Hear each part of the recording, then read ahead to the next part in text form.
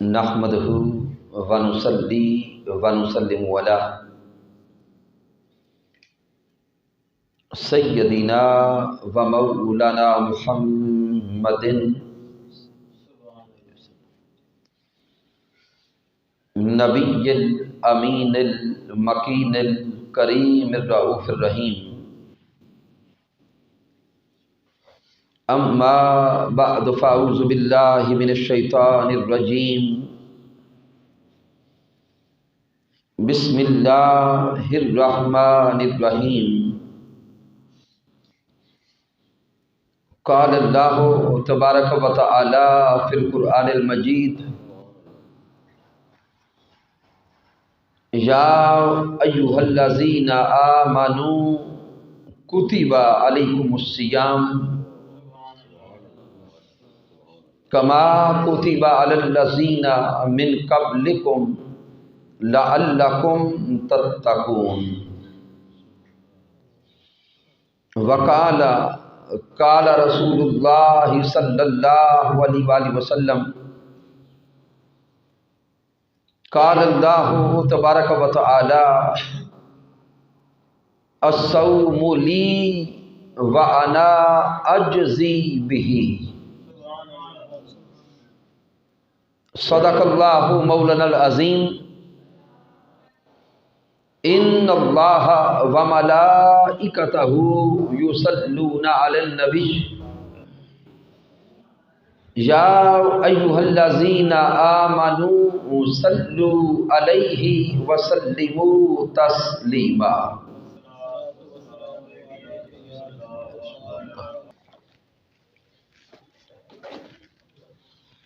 اللہ رب العزت کی توفیق سے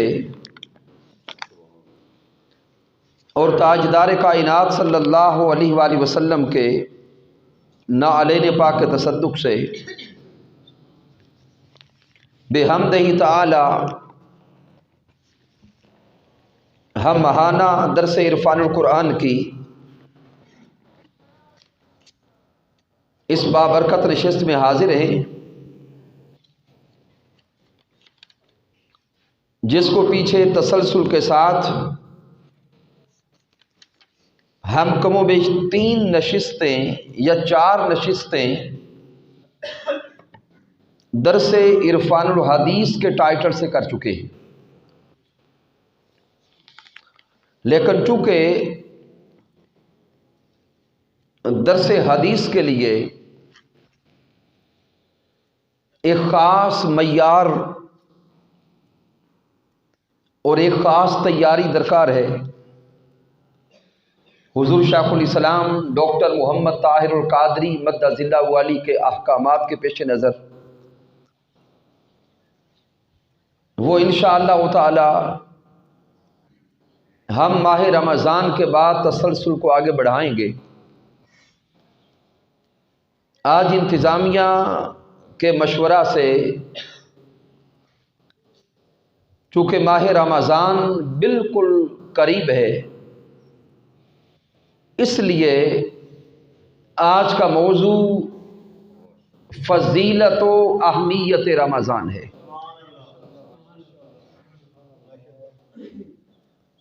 سامعین محترم، ماہ رمضان اللہ کو منانے کا مہینہ ہے۔ ماہ رمضان اللہ رب العزت کے قرب کے حصول کا مہینہ ہے۔ حضور غوث الاعظم حضرت شیخ عبد القادر جیلانی رضی اللہ تعالی عنہ فرماتے کہ جس طرح تاجدار کائنات حبیب کبریا احمد مجتبی حضرت محمد مصطفیٰ پیارے آقا جمیع انبیاء کے سردار ہیں، مکہ المکرمہ جمیع بستیوں کا سردار ہے، بیت المقدس جمیع وادیوں کی سردار ہے، قرآن سب کتابوں کا سردار ہے اور ماہ رمضان سب مہینوں کا سردار ہے۔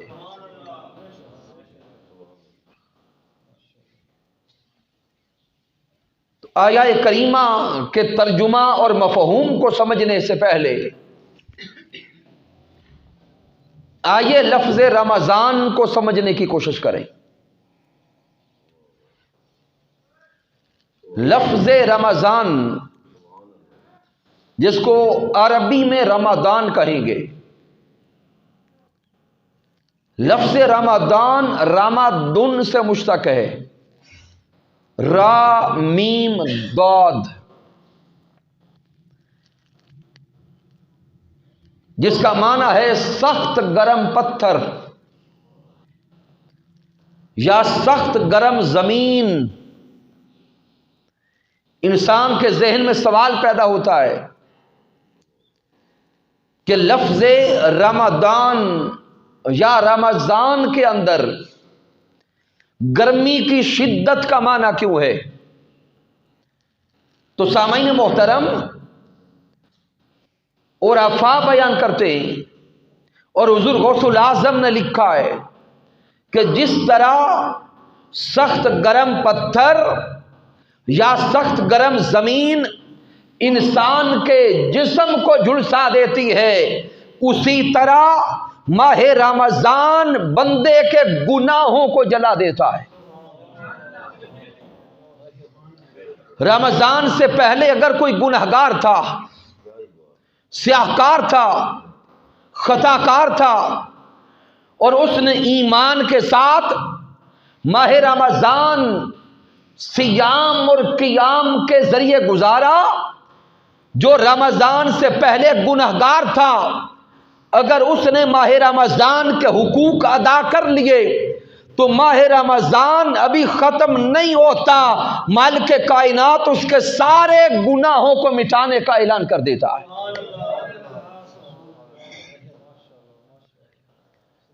پھر حضور غوث الاعظم فرماتے ہیں کہ لفظ رمضان، اس لفظ پہ اگر توجہ کریں تو لفظ رمضان کا ایک ایک حرف اپنے اندر ایمان والوں کے لیے ایک پیغام رکھتا ہے۔ لفظ رمضان کے 5 حروف ہیں۔ پہلا حرف ہے را، دوسرا میم، تیسرا ضاد، چوتھا الف اور 5واں نون۔ حضور غوث الاعظم رضی اللہ تعالی عنہ فرماتے ہیں میم سے مراد محبت ہے، الف سے مراد الفت ہے، میم محبت، الف بھی الفت و محبت۔ آپ کی پوری توجہ اس لفظ رمضان میں میم اور الف پہ چاہوں گا۔ اب ملا کے 5 حروف کو دیکھیں گے۔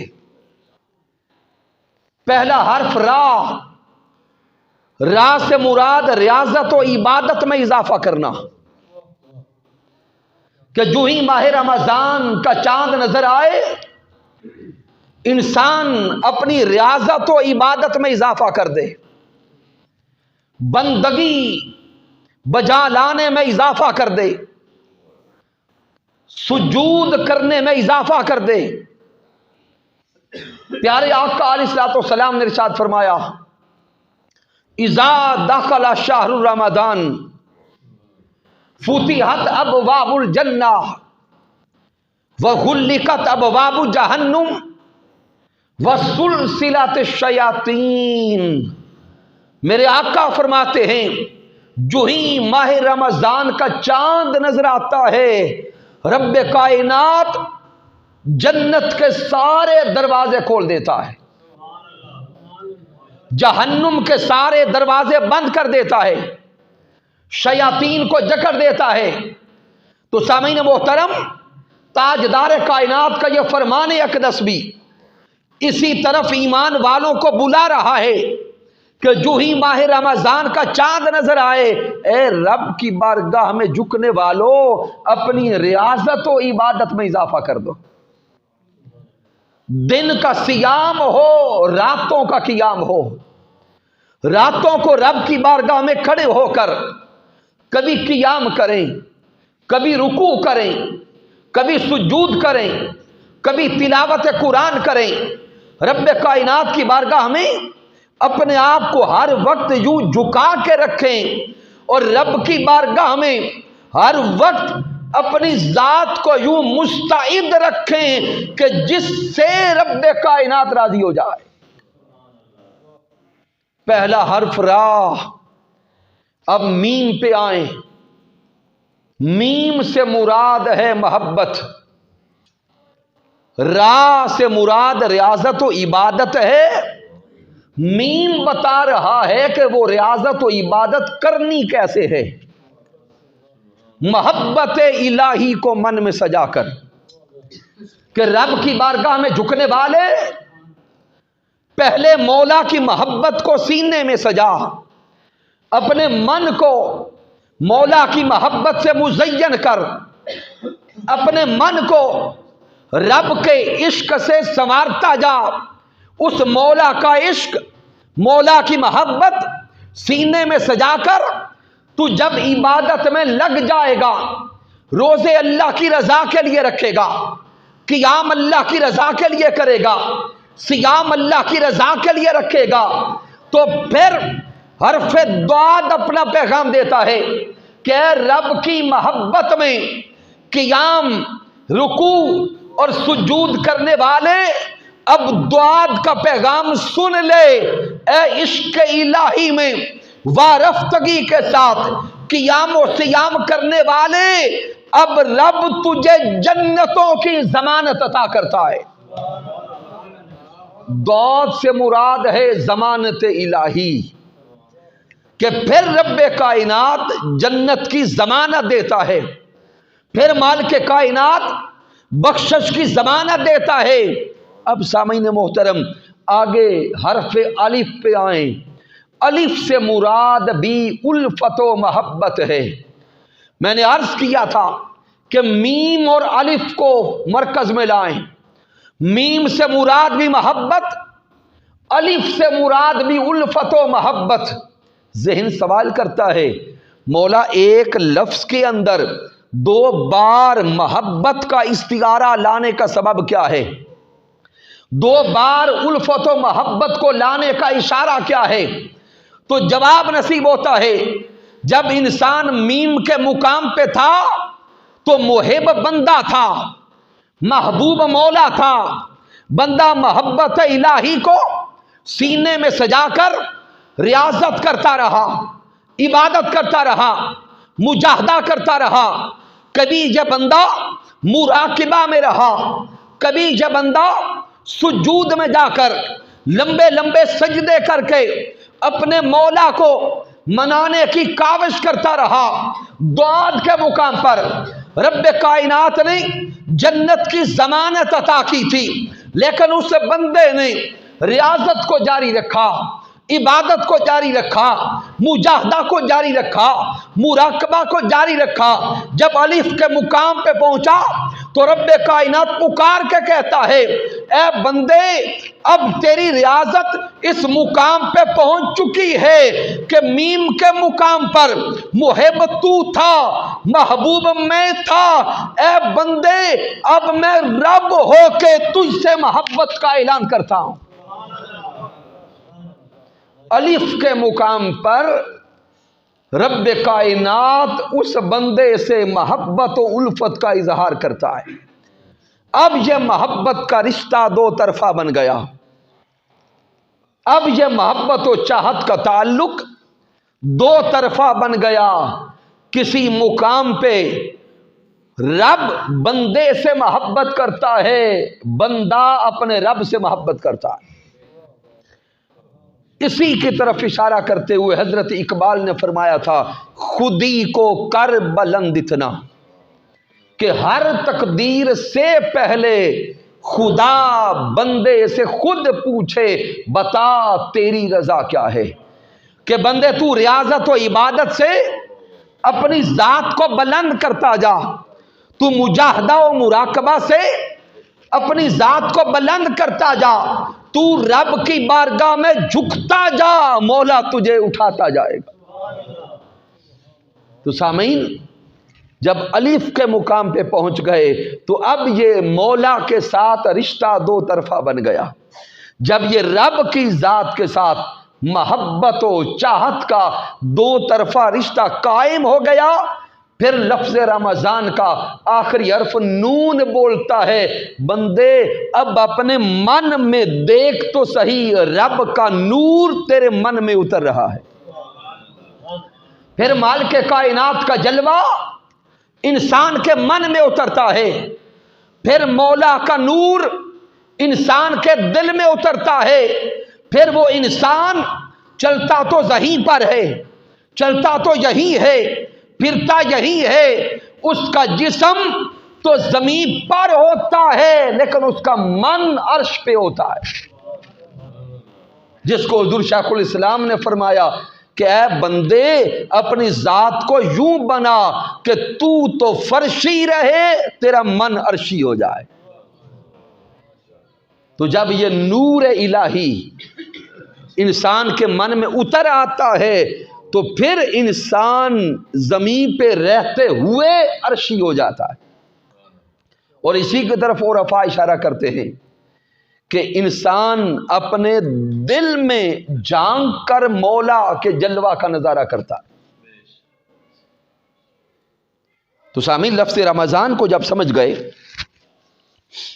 تو اب آئیے سورۃ البقرہ کی آیہ کریمہ نمبر 283 کی طرف متوجہ ہوتے ہیں، جہاں مالک کائنات ارشاد فرماتا ہے، یا ایھا الذین آمنوا کتب علیکم الصیام، اے ایمان والو تم پر روزے فرض کر دیے گئے، کما کتب علی الذین من قبلکم، اور یہ اپنے اوپر بوجھ نہ سمجھنا کہ صرف ہم پر ہی رب کائنات نے روزے فرض کیے، تم سے پہلی امتوں پر بھی یہ روزے فرض تھے۔ نعرہ تکبیر، نعرہ رسالت، نعرہ تحقیق، نعرہ حیدری، نعرہ غوثیہ، علماء اہل سنت۔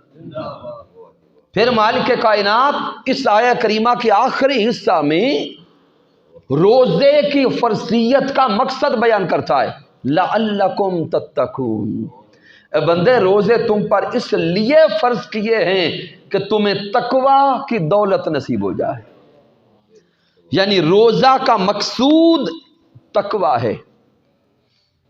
اب یہ جو لفظ روزہ ہے، کتب علیکم الصیام،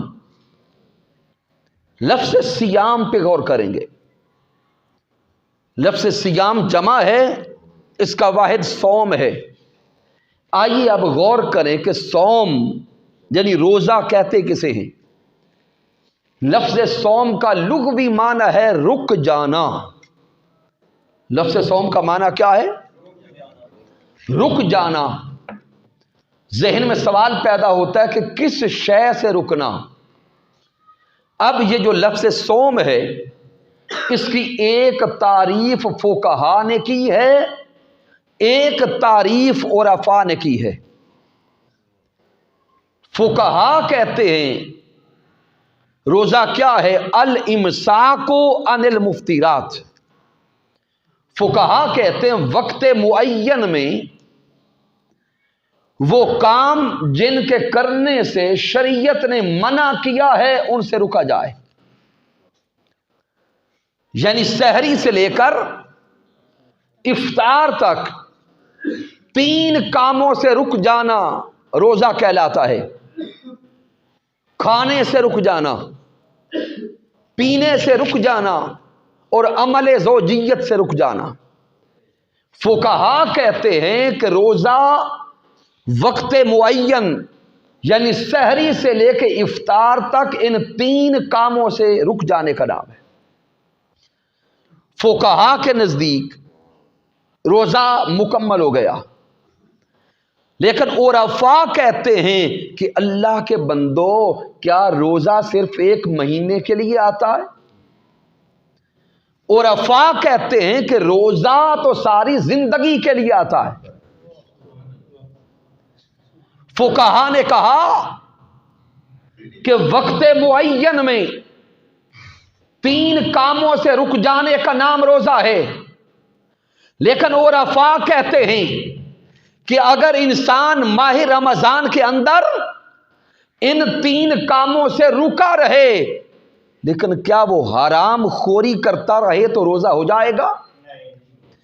کیا وہ لقمہ حرام کھاتا رہے تو روزہ ہو جائے گا؟ کیا دوسروں کے حقوق غصب کرتا رہے تو روزہ ہو جائے گا؟ فقہا نے تو کہا کہ چلیں اتنا کر لو تو ایک فرض ظاہری ادا ہو جاتا ہے، لیکن عرفاء کہتے ہیں اللہ کے بندو روزہ ساری زندگی کے لیے ہے، کہ زندگی کی پہلی سانس سے لے کر آخری سانس تک انسان ہر اس عمل سے رک جائے جس سے رکنے کا حکم اللہ اور اس کے رسول نے دیا۔ مالک کائنات نے حکم دیا کہ جھوٹ نہیں بولنا، رب کائنات حکم دیتا ہے کہ حرام نہیں کھانا، رب کائنات حکم دیتا ہے کہ رشتہ داروں کے حقوق نہیں چھیننے، رب کائنات حکم دیتا ہے کہ برائی کے قریب نہیں جانا۔ عرفاء کہتے ہیں اے اللہ کے بندے تو ساری زندگی ان برائیوں کو چھوڑ، گناہوں کو چھوڑ، نافرمانیوں کو چھوڑ، تب تیرا روزہ قبول ہوگا۔ تو آئیے سامعین محترم، ہم اپنے تصورات کی دنیا میں ڈوب کے سوچیں تو صحیح کہ ہمارے نزدیک کیا روزہ یہی ہے؟ آج معاشرے پہ نگاہ ڈالیں،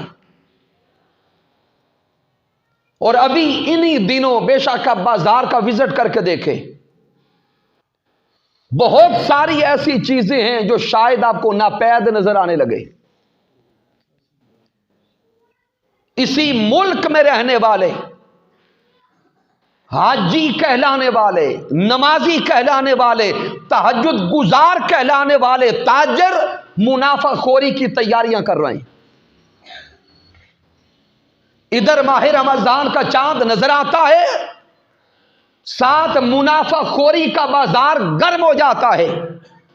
وہ چیز جو رمضان سے پہلے کسی اور ریٹ پہ ملتی ہے، ادھر رمضان کا چاند نظر آتا ہے، ادھر ریٹ ڈبل ٹرپل ہو جاتا ہے۔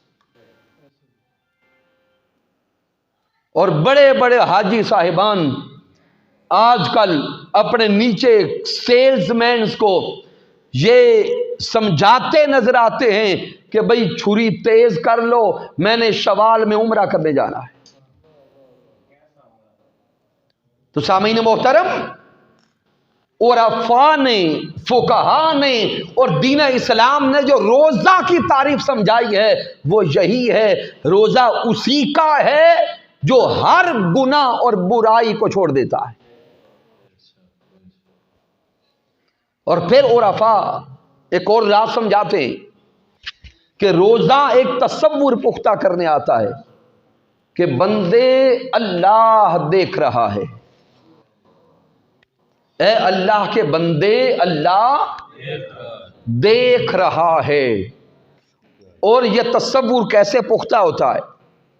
اب سامعین غور کریں، اگر کسی نے روزہ رکھ لیا، نیت کر لی، سحری ہو گئی، دن کے اوقات میں اگر بھوک لگے، پیاس لگے، کمرے میں اور کوئی نہ ہو تو کیا کوئی فرد اکیلا بیٹھ کے پانی پی لیتا،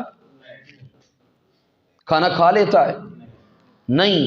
سوچیں تو صحیح، بندے کو بھوک بھی لگی ہے، پیاس بھی شدت کی ہے، اکیلا بیٹھا ہے، فریج سامنے ہے، فریج میں فروٹ پڑا ہے، کھانا موجود ہے، پانی موجود ہے، لیکن انسان پانی کو اپنے لبوں کے قریب بھی نہیں کرتا۔ اس سے پوچھے بندے تجھے کیا ہو گیا، تجھے پیاس بھی ہے، بھوک بھی ہے، تو پانی پیتا کیوں نہیں؟ تو وہ کیا جواب دیتا ہے کہ اللہ دیکھ رہا ہے۔ اگر روزہ دار سے پوچھیں تجھے بھوک لگی ہے، کھانا تیرے پاس موجود ہے، کھاتا کیوں نہیں؟ تو وہ بول کے کہتا ہے کہ اللہ دیکھ رہا ہے۔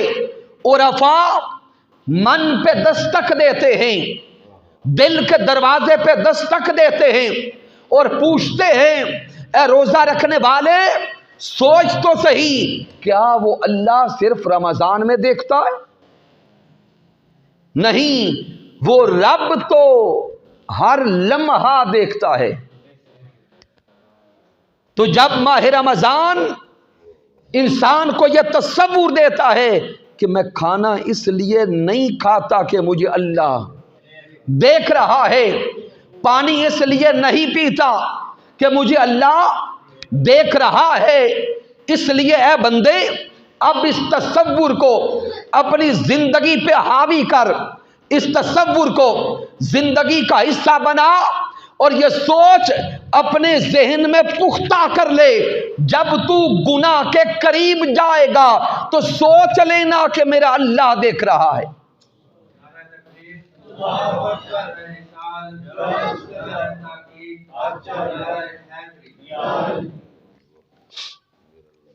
اللہ دیکھ رہا ہے۔ پھر سامعین، جو انسان اللہ کی رضا کے لیے روزہ رکھتا ہے اس کو ملتا کیا ہے؟ میرے آقا علیہ الصلوۃ والسلام فرماتے ان ابی ہریرہ رضی اللہ تعالی عنہ، حضرت ابو ہریرہ رضی اللہ تعالی عنہ راوی ہیں، پیارے آقا علیہ الصلوۃ والسلام نے ارشاد فرمایا من صام رمضان ایمانا و احتسابا غفر له ما تقدم من ذنبہ۔ میرے آقا فرماتے ہیں جس نے ماہ رمضان کے روزے قیام اور احتساب کے ساتھ رکھے، جس نے ماہ رمضان کے روزے قیام، ایمان اور احتساب کے ساتھ رکھے۔ اب قیام کیا ہے؟ قیام اللیل کرنا، ماہ رمضان میں راتوں کو رب کی بارگاہ میں کھڑے رہنا۔ اللہ سب آ گیا۔ ماہ رمضان بندہ اپنے مولا کو منانے کے لیے، اپنے مولا کی رضا کے لیے اور اپنے مولا کی لقاء کے لیے جب قیام کرتا ہے تو رب کائنات اس بندے کے قیام سے راضی ہوتا ہے۔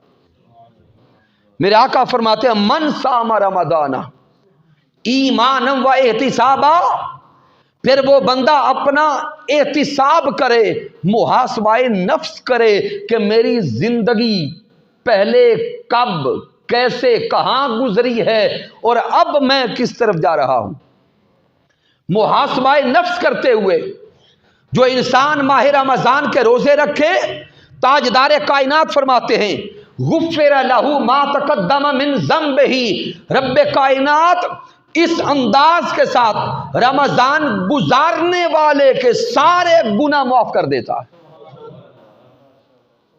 پھر آقا علیہ الصلوۃ والسلام نے ارشاد فرمایا ان سہل ابن سعد رضی اللہ تعالیٰ عنہ، حضرت سہل ابن سعد رضی اللہ تعالیٰ عنہ راوی ہیں، میرے پیارے آقا علیہ الصلوۃ والسلام نے فرمایا ان فی الجنت بابا، میرے آقا فرماتے ہیں کہ جنت میں ایک دروازہ ہے یقال لہ الریان، اس کا نام الریان ہے۔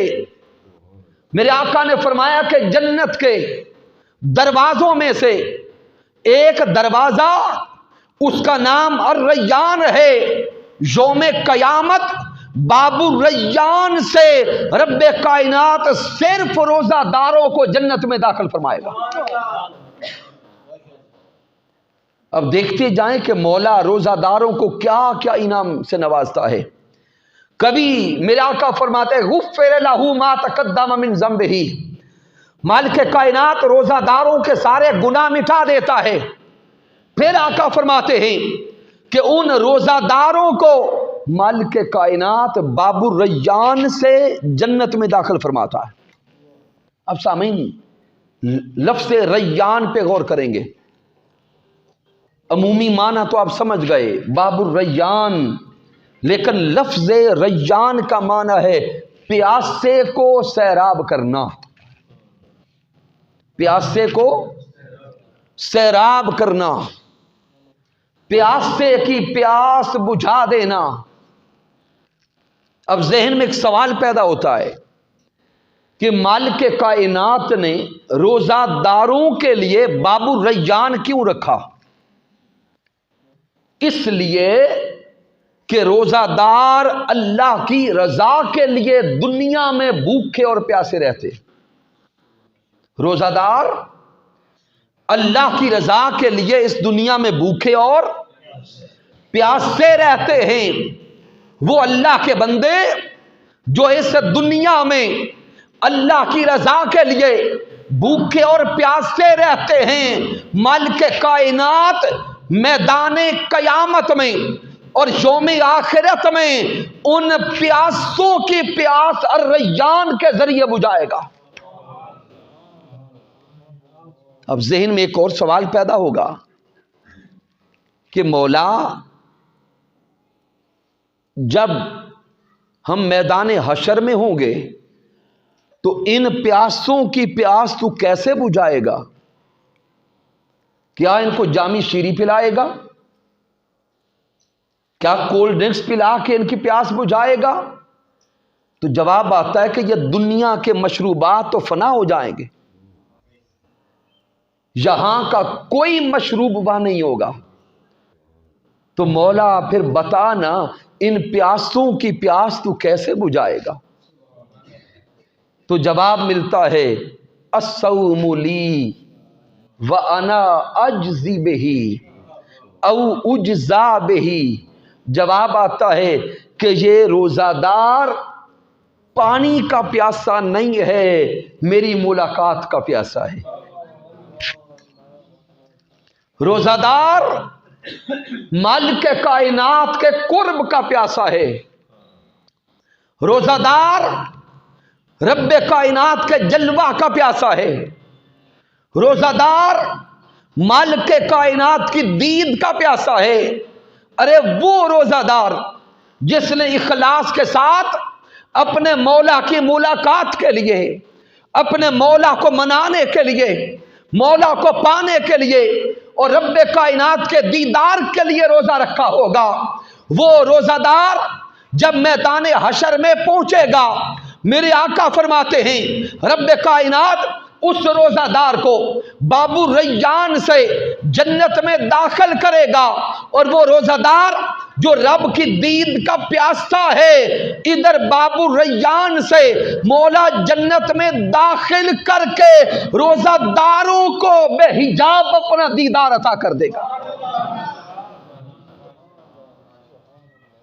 اسی لیے آقا فرماتے ہیں کہ رب فرما رہا ہے کہ روزہ میرے لیے ہے، میں خود ہی اس کی جزا دینے والا ہوں۔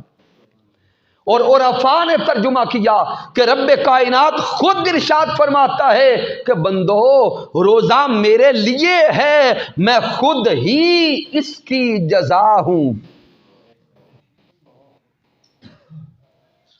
اب انسانی ذہن میں ایک اور سوال پیدا ہو سکتا ہے کہ مولا تو نے الصوم لی کے ذریعے روزہ کو اپنی ذات کے ساتھ جوڑ دیا۔ مولا ساری عبادات ہم تو تیرے لیے کرتے، تو پھر روزہ کو الگ انفرادیت کے ساتھ اپنے ساتھ اضافت کیوں دیتا ہے، اپنی ذات کے ساتھ کیوں جوڑتا ہے؟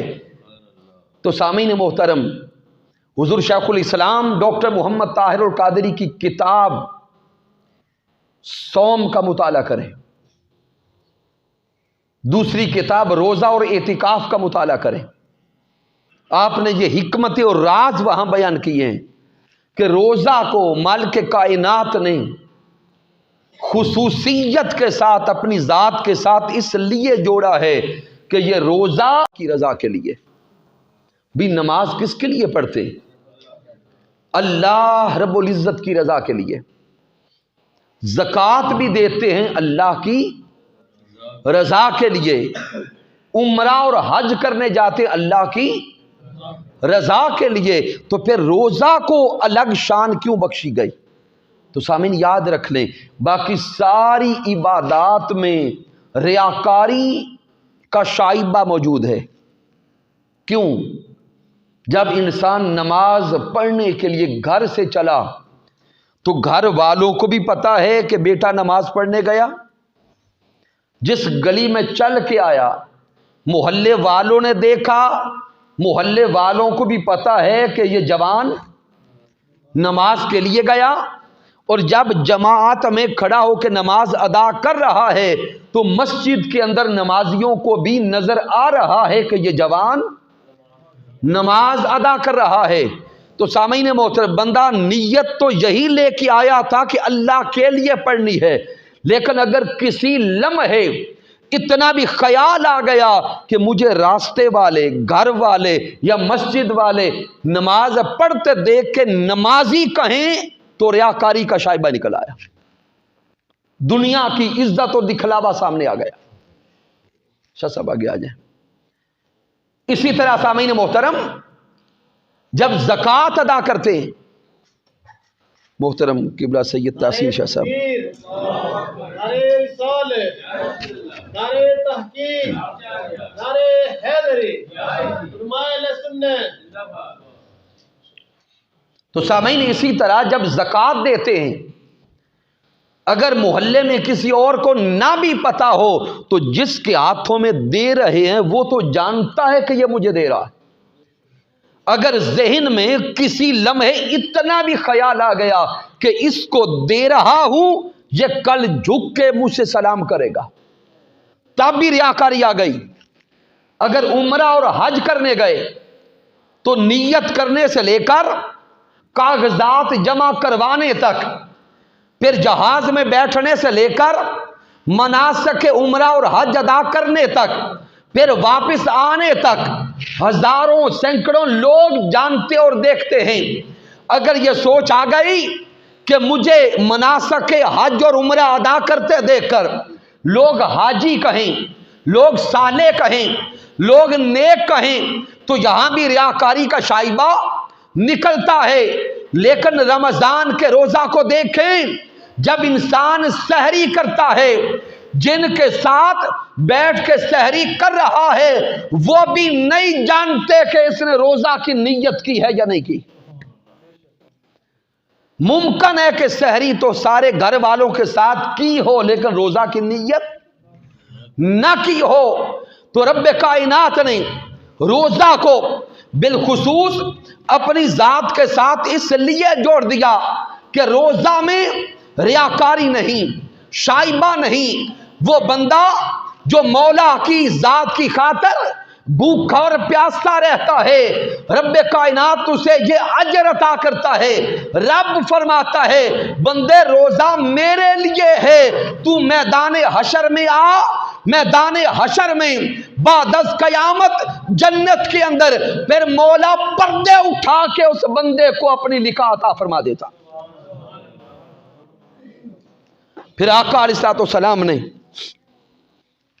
ارشاد فرمایا، میرے آقا فرماتے للصائم فرحتان، آقا فرماتے روزہ دار کے لیے دو خوشیاں ہیں۔ میرے محبوب نے فرمایا کہ روزہ دار کے لیے دو خوشیاں ہیں۔ ایک خوشی روزہ دار کو اس وقت نصیب ہوتی ہے جب وہ روزہ افطار کرتا ہے۔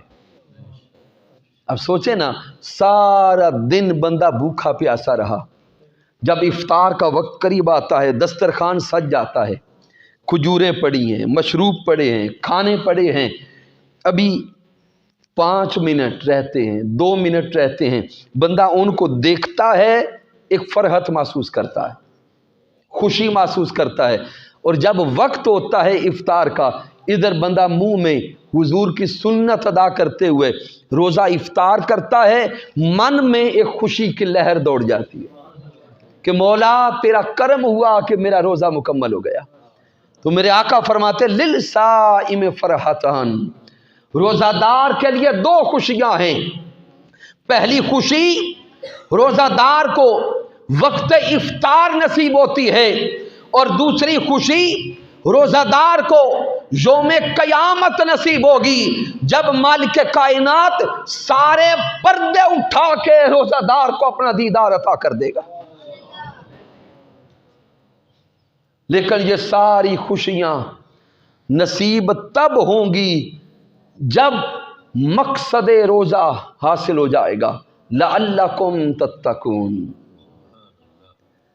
میرے رب کائنات نے فرمایا کہ روزہ کا مقصود تقوی ہے، اور جسے یہ تقوی کی دولت نصیب ہو جاتی ہے، اور جو انسان تقوی کے ساتھ روزہ رکھ کے مولا کی بارگاہ میں پہنچ جاتا ہے، پھر مالک کائنات یوم قیامت کا اس کا منظر بیان کرتا ہے۔ میں صرف آیہ کریمہ کا ترجمہ دینے لگا ہوں، سورۃ الحدید آیہ کریمہ نمبر 12 کا مطالعہ کریں۔ رب کائنات فرماتا ہے یوم تری المؤمنین والمؤمنات، اے میرے محبوب آپ یوم قیامت ایمان والے مردوں اور ایمان والی عورتوں کا حال دیکھیں گے۔ یوم تری المؤمنین والمؤمنات یسعی نورہم بین ایدیہم وبایمانہم، کہ میدان قیامت میں جب یہ ایمان والے، تقوی والے، زہد و ورع والے جائیں گے تو میرے محبوب کو رب کائنات فرماتا ہے اے پیارے محبوب آپ اپنے امتیوں کی، ایمان والے مردوں عورتوں کی شان میدان حشر میں دیکھیں گے کہ جب یہ میدان قیامت میں چلیں گے نور ان کے آگے بھی ہوگا، نور ان کے دائیں بھی ہوگا، نور کے حالے میں ہوں گے، جس طرف چلتے جائیں گے نور ان کے ساتھ ساتھ چلتا جائے گا۔ بشراکم الیوم، مالک کائنات میدان حشر میں ان نور والوں کو خوشخبریاں عطا کرے گا، بشارتیں عطا کرے گا۔ جنات تجری من تحتها الانہار، اے نور والو، اے تقوی والو، زہد والو، ورع والو، وصل والو، آگے دیکھو تمہارے سامنے جنتیں ہیں، ہمیشہ ہمیشہ کے لیے اب ان جنتوں میں داخل ہو جاؤ۔ تو آئیے سامعین محترم، ماہ رمضان مالک کائنات ہمیں عطا کر رہا ہے، ہم ماہ رمضان تقوی کے حصول کے لیے گزاریں، روزے رکھتے ہوئے گزاریں، جن روزوں سے ہم سے ہمارا اللہ بھی راضی ہو جائے اور اللہ کا رسول پیارے آقا علیہ الصلوۃ والسلام بھی راضی ہو جائے۔ آج کے اس درس عرفان القرآن کے انعقاد پر میں بار دیگر مبارکباد پیش کرتا ہوں تحریک منہاج القرآن کے جمیع احباب کو، تشریف لانے والے جمیع احباب، بالخصوص علماء کرام، جناب محترم قبلہ پیر سید تحسین حسین شاہ صاحب، آپ کا شکریہ ادا کرتے ہیں، جناب محترم علامہ شہزاد صاحب